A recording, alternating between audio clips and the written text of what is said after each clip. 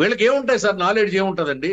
Right sir. పార్ట్నర్లు ముంచేసి వాళ్ళు, డొల్ల కంపెనీ పెట్టుకున్న వాళ్ళు. నిన్నగాక మొన్న విజయసాయి రెడ్డి ఎపిసోడ్ ఏంటండి అది? ఎంత దరిద్రం అండి అతను. ఒక ఒక టీవీ ఎగ్జిక్యూటివ్ ను పట్టుకుని వంశీగాడని, సాంబడని, ఏబిఎన్ వెంకటకృష్ణ గాడు అని ఏంటండి ఇది మాట్లాడతాడు? ఆ భాష ఏంటండి? ఎంత ఎంత తుచ్చమైన మాటలు మాట్లాడుతున్నాడండి. గాడు గాడు అంటున్నాను అసహ్యంగా.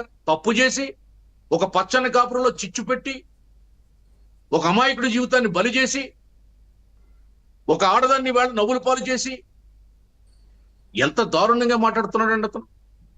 Right sir, right. ఒక్కసారి సుబ్బారావు గారు జాయిన్ అయ్యారు, రాజకీయ విశ్లేషకులు, అడ్వకేట్ ముప్పల సుబ్బారావు గారు. సుబ్బారావు గారు నమస్తే అండి. నమస్తే అండి సార్. ఏం చెప్తారు సార్, రాష్ట్రంలో అంటే ప్రతిపక్షం అయితే కాదు, వచ్చిన 11 సీట్లలో గెలిచినటువంటి వైసీపీ పార్టీ నేతలు ఎక్కడ కూడా కనిపించట్లేదు. వాళ్ళతో పాటుగా అప్పుడు మంత్రులుగా పనిచేసిన వాళ్ళు కావచ్చు, ముఖ్యంగా అప్పటి ముఖ్యమంత్రి జగన్మోహన్ రెడ్డి కూడా రాష్ట్రాన్ని వదిలి వెళ్ళిపోయారు. రాష్ట్రంలో ఇది జరుగుతోంది, మరి ప్రజలు 40% మాకు ఓటింగ్ వచ్చిందని చెప్పుకుంటారు, కానీ వాళ్ళ కోసం మరి పనిచేయరా? ఎక్కడికి పోయారు వీళ్ళంతా? ఇక్కడ ఒకటండి,